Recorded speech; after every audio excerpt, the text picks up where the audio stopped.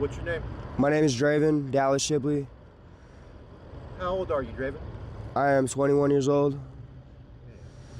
21 years old. Do you suffer from any type of drug addictions out here in the streets? Yeah, I do methamphetamine and I do fentanyl mostly, yeah.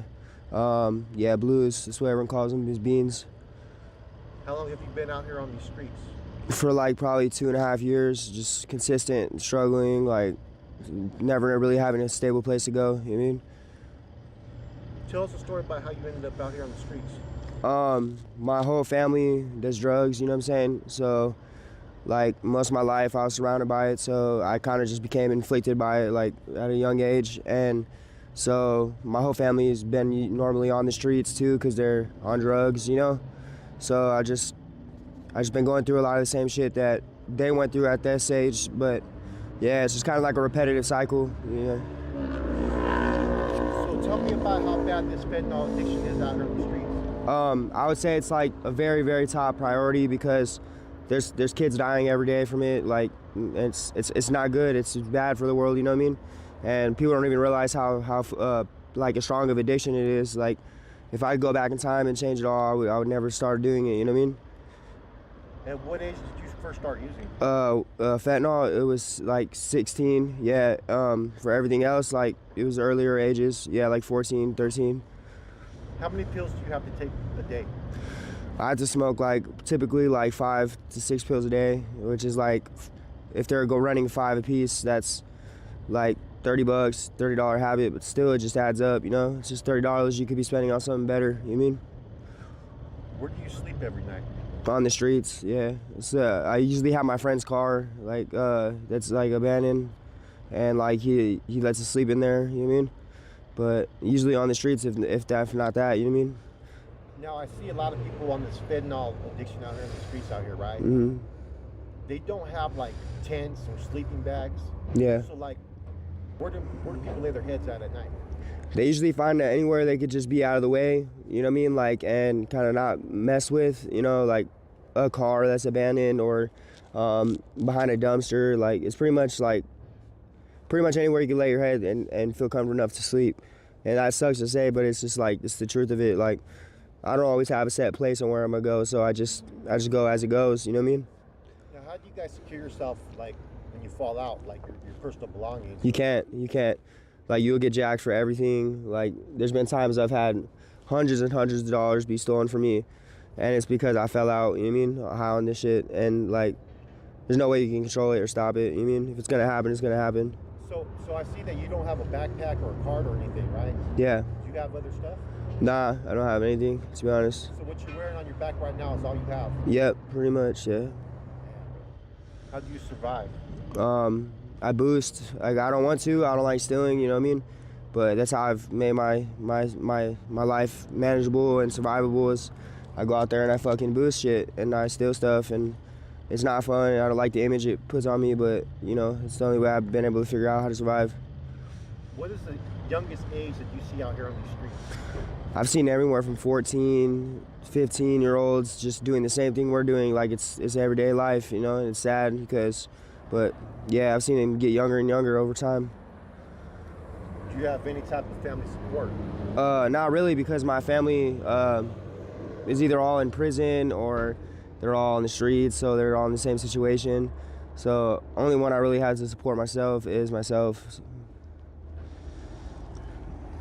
How is it being out here on a daily basis? Like, take us through like a daily routine of what you have to do on a daily. All right, so I wake up in the morning, usually feeling like shit because I don't have pills and shit, and that kind of gives me the drive and the motivation to get up and just go make shit happen. So I'll get up, I'll go and steal something from the Circle K because I'm hungry and shit, and you know, and nobody really feeds me. Like, I had to feed myself, you know what I mean? I had to take care of myself, and then I'll hit a store, like a major franchise, you know, like Burlington or like Walmart or some type of big owned franchise, you know, and then I'll go take that, whatever I boost from that, and I'll take it to my plugs, and then I'll sell it and then get pills for it. Okay. Tell us about withdrawals from fentanyl. It's terrible, bro. Your eyes, your nose will drip. Everything will just feel like painful. Like every single step you take is just painful. Like it's just something you don't want to go through. It's imagine a heroin withdrawal times like a million. It's 10 times worse. You know what I mean? I know too, because I used to do heroin too, and like, so I know how that withdrawal feels. It's just double that, triple that, you know what I mean? So it's a shitty feeling, you know what I mean? Have you ever had any type of normalcy, like going to school or having a job? Yeah, when I was like, with my adopted family, cause I got taken from CPS when I was real young, like when I was 6, and I got adopted when I was 8, and I stayed with them until I was 14, and then they gave me back to the state. But because I was a bad kid, you know. But that time period of from 8 to 14, 13, I had a normal life, you know what I mean? Like I had a normal family, and I went to school, and I did normal shit. And then I kind of went from that to straight the life I live now, and it's like a big jump and drastic change. But yeah, that's kind of what happened. What drew you to using drugs? I think it's because when I met my real mom again, I hadn't seen her in so long because of CPS and shit. She was a junkie, she was a drug addict, so I kind of was more pressure towards me doing it than not doing it. And plus everyone I already knew in school and everyone I knew, like I hung out with and shit, did drugs. So you used to use drugs with your mom? Yeah, mostly. So you say you have brothers out here in the streets, so yeah. You're homeless as well? Yeah, same situation. Now, what's some of the crazy stuff that you've personally seen out here in the streets? I personally seen pretty much everything you think of, like from people being robbed for no reason to people getting hurt over these pills. It's just some of the most fucked up shit. And it makes a lot of people desperate, you know what I'm saying? So like, because they need it, you know what I mean? Like it's not like most drugs where you could just stop doing it at any point. Like now you've become physically dependent on it, so you're gonna be more desperate to get that drug. Let me ask you something, then.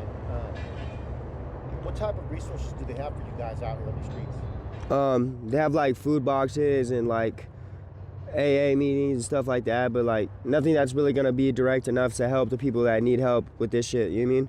Like we need more people, I noticed that in this world we need more like support for these drug addicts that need help and shit, because if we just keep letting the problem get worse and shit, it's just gonna get to the point where we can't control it, you know what I mean? It's gonna be something that's like even worse than we have now, and it's pretty bad as it is, so yeah. Do you say that fentanyl is the #1 issue out here on these streets right now? Yes, it's definitely the #1 issue in violence and all the gang-related crimes, all of it, because everyone's desperate for these, so they're gonna do everything in their power to get them. You know what I mean? Have you ever thought about trying to go into residential treatment? Yeah, but I always like shy away from the idea because I think I'm more I'm scared to change. You know what I mean? Like I'm so used to this, and so it's become so comfortable with this lifestyle that I'm afraid I can't do any better. You know what I mean? Like, but I think that's just where I'm messing up. I just had to go for it. You know, take a leap of faith. So you've never attempted it? No. So I went through recovery about almost 6 years ago.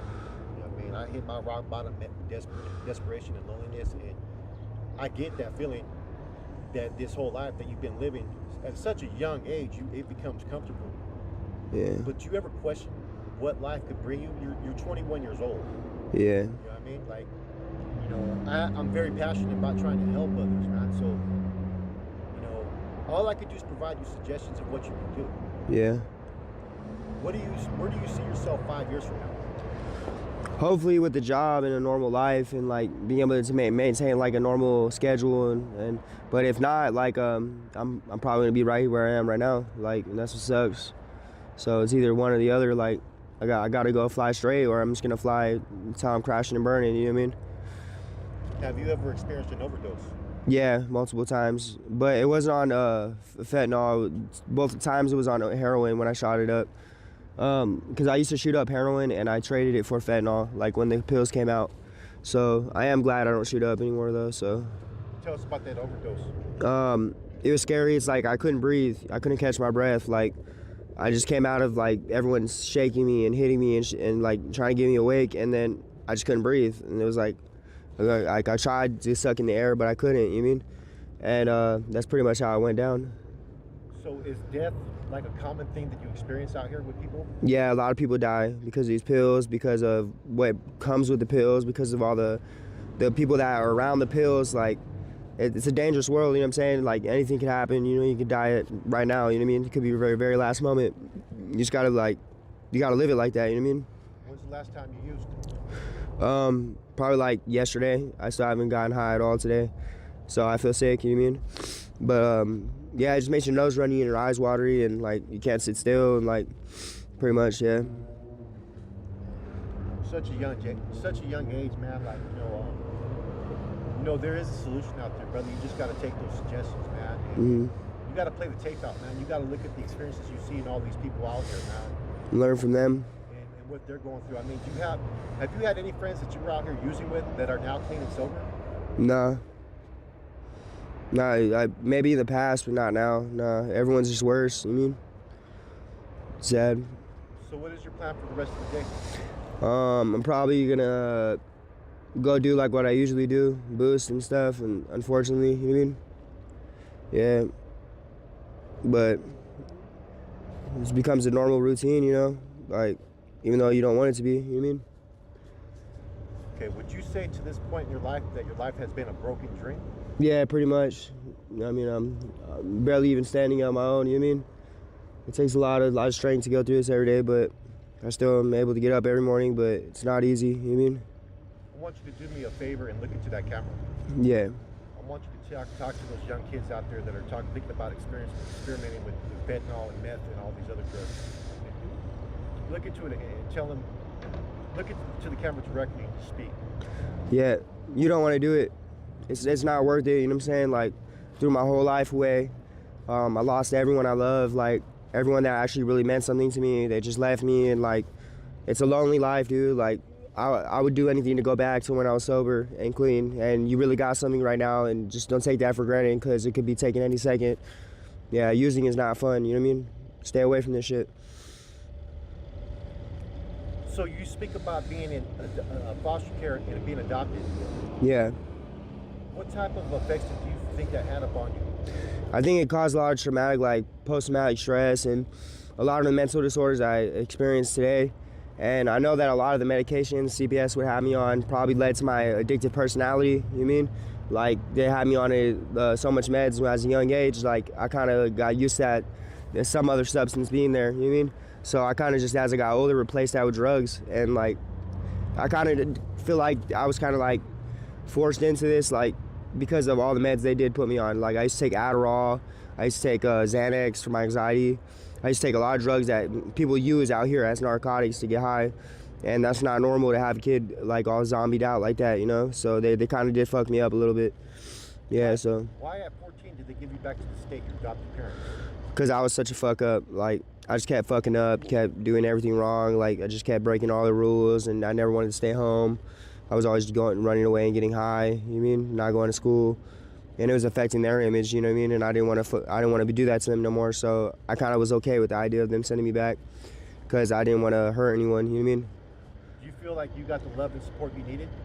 Not as much as I should have. I was neglected a lot, like, and kind of like, my adopted dad used to beat me up and shit a lot, and, like, be a physical with me, and that kind of did fuck me up mentally, you know what I mean?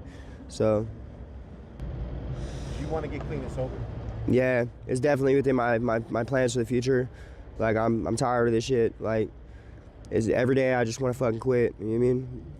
Do they have any detox centers out here for you guys? Yeah, the best one I've been hearing about is ARC. Like, if you guys want to get clean, just go to ARC. Like, I heard that's the best program you can trust. Yeah, pretty much. Like, just take those steps to becoming a better person, because, you know, this life's not forever, you know what I mean? When do you plan on doing that? Sometime within the near future. If not, then I probably never will. That's what sucks. I'll take you right now if you want to go. Nah, I can't go right now. You know what I mean? Yeah, the drugs too, they got too strong grip on me, I'm not gonna lie. You're not ready, man. I get Not that, ready. man. Like, you know, think about all the deaths that you're seeing out here. It could be me next, yeah. You know, think about that. All you got is the clothes that you're wearing on your back right now. When you got to get honest with yourself. Honesty is the cornerstone to recovery. Once you get honest with yourself, you got to be willing to do whatever it takes to put that recovery first. And learn about yourself, man. You know what I mean? I'm gonna pray for you. Thank you. Saying, if I see you around here, if you ever want to get taken to a meeting, if you ever want to go into some, you know, get taken to detox or anything like that, man. Yeah. I see you around, man. I'll take you personally, man. It's awesome, bro. Thank you. Don't hesitate to reach out, man. I'm a recovering addict myself, man. I've been out here on the streets, brother. Mm-hmm. You know what I mean? So I'm gonna pray for you, man. Thank you for your time. Mm-hmm. We're gonna end this right now.